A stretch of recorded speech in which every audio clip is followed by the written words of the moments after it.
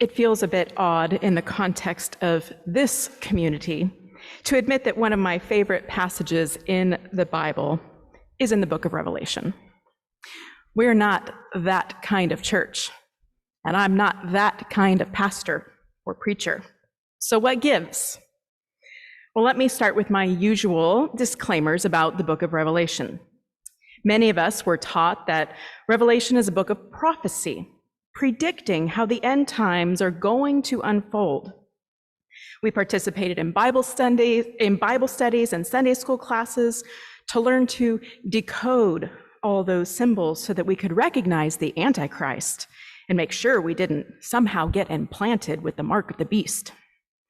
We argued about timelines, whether Christians would be raptured before the tribulation, during the tribulation, after the tribulation, that time of mass horror for all humankind. But all of that was seriously misguided. First of all, predicting the future is not what biblical prophecy is about. When the prophets are concerned about the future, it is about the immediate future as a direct result of straying from the covenant with God. Biblical prophecy is about speaking truth to power and calling people to live lives of justice and righteousness right now. The idea of prophets as fortune tellers predicting the future is a Greek notion, not a Jewish one. So the book of Revelation is not prophetic literature. But even that word, but rather apocalyptic literature. The book of Revelation is apocalyptic literature. But even that word needs clarifying. These days, we use the word apocalyptic quite a bit to describe the doomsday feeling of the last several years. Monkeypox, anyone?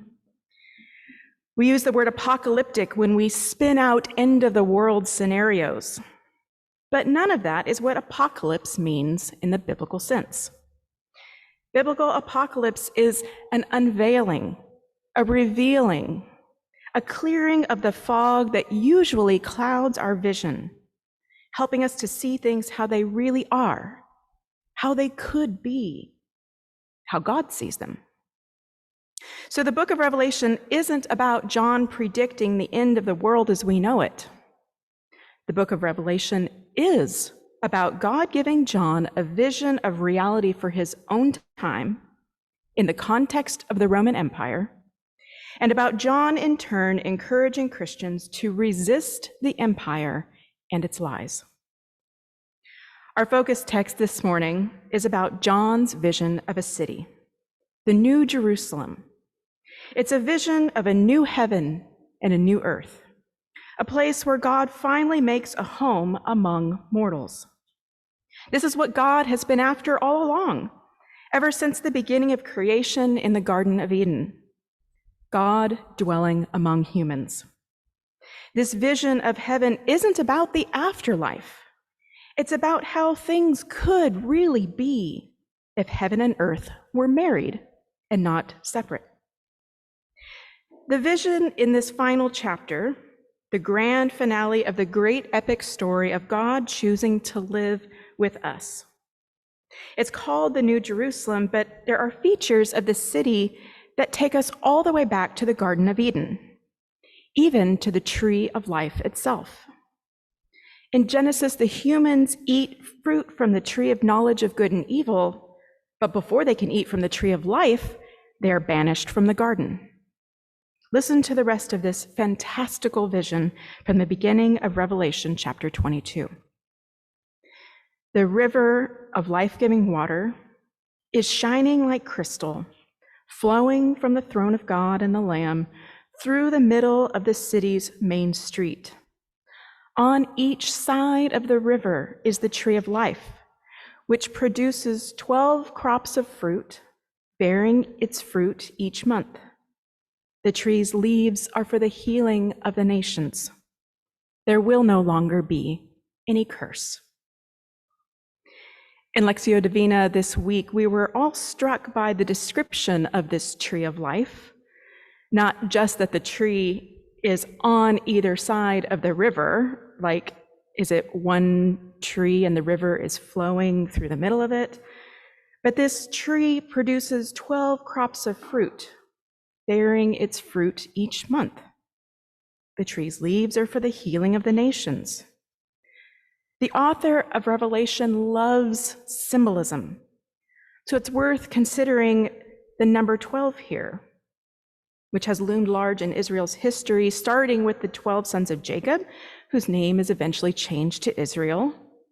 The descendants of these sons become the 12 tribes of Israel. More recently, for John, there are 12 disciples of Jesus, those same ones who were commissioned, who become the 12 apostles after Jesus returns to God's presence following his resurrection. And now, here are 12 kinds of fruit on a single tree, which bears fruit and provides nourishment year-round. There's a sense of abundance and wholeness and completion. As a gardener, this doesn't actually seem all that far-fetched to me.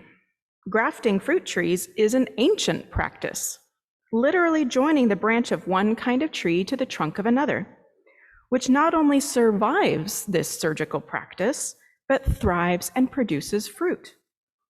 You can go down to a local nursery right now and buy a tree called a fruit salad tree or a fruit cocktail tree, which bears 3 to 5 different kinds of fruit. To add to this sense of completion and wholeness offered by this tree, even the leaves have medicinal properties, providing healing for the nations. This tree in the middle of the city has everything that is needed for health and restoration. As we consider this vision, it occurs to me that one of the central practices of the church has always been the celebration of the Lord's Supper, a celebration and remembrance of all that Jesus taught, of his life, death, and resurrection. It's a meal in which we not only remembered, but we are remembered, reconnected to God and to each other, and we're healed. We become like those branches of the tree, grafted together onto one trunk, together providing everything that the community needs. Given the centrality of this tree of life and the vision of this new city, a marriage of heaven and earth, spirit and matter, where God is at home with mortals, as well as the centrality of the shared meal at the communion table, I wonder what it means for us to resist the empire today. Because what would the empire do with this tree? How might the empire exploit such a tree, improve it, commodify it, use it to exclude? The hard reality for us today is that there is no part of our food system that is not also a justice issue. From access to healthy food, the time and knowledge needed for preparing healthy food, access to gardening space, environmental impact, farm labor practices, immigration, water rights, global trade, there is no part of our food system that is not also a justice issue.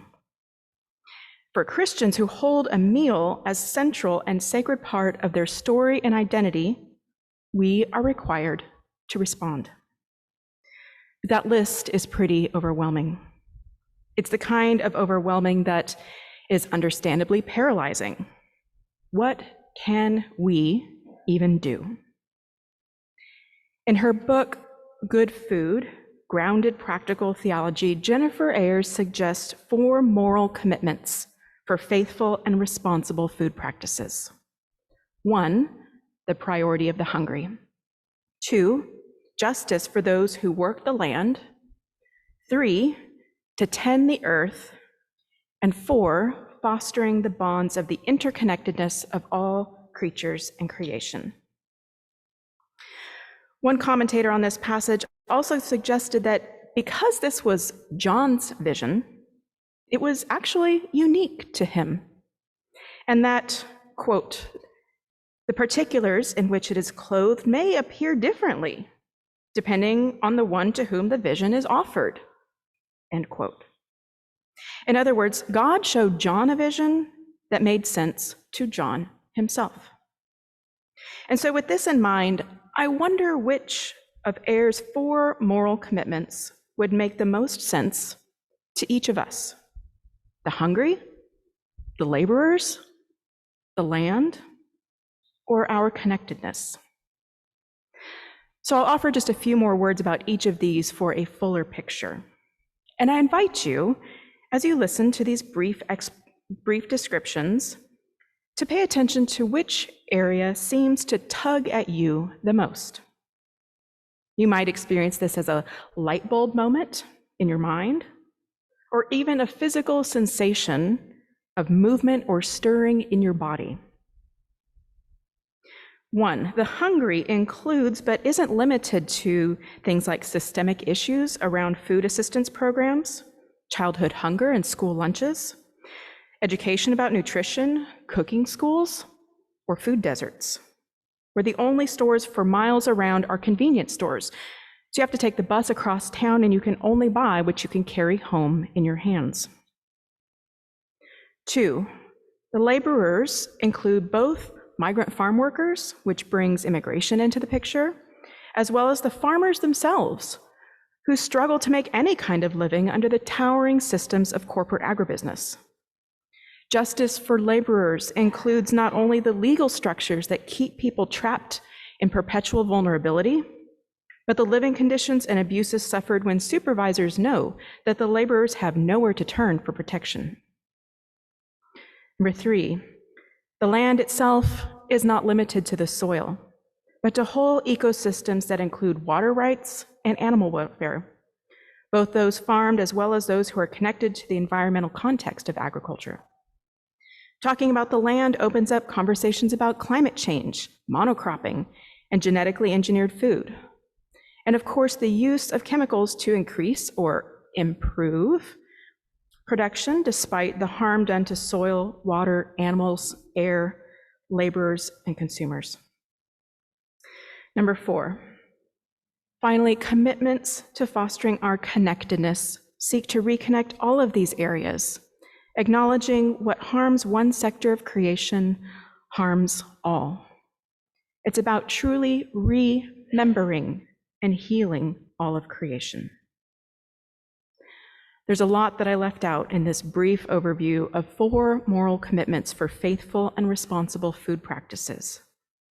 It is truly overwhelming, and we are all complicit in this empire of the food industry.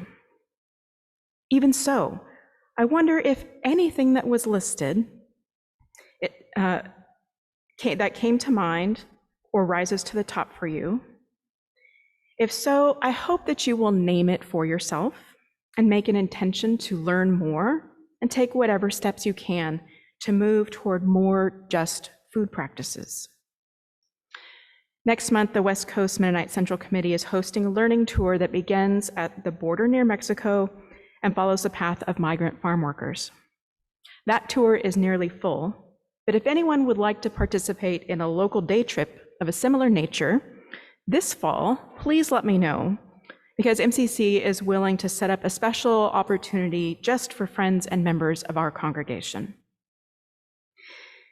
If each of us who are grafted onto this tree of life, whose leaves are healing for the nations, would with intentionality attend to just one aspect of food justice, we may very well have a tree that produces abundantly and provides for all, resisting the ways of the empire, and find a new life in a city where heaven and earth come together. May we respond as disciples who are commissioned by God and the Lamb. Amen.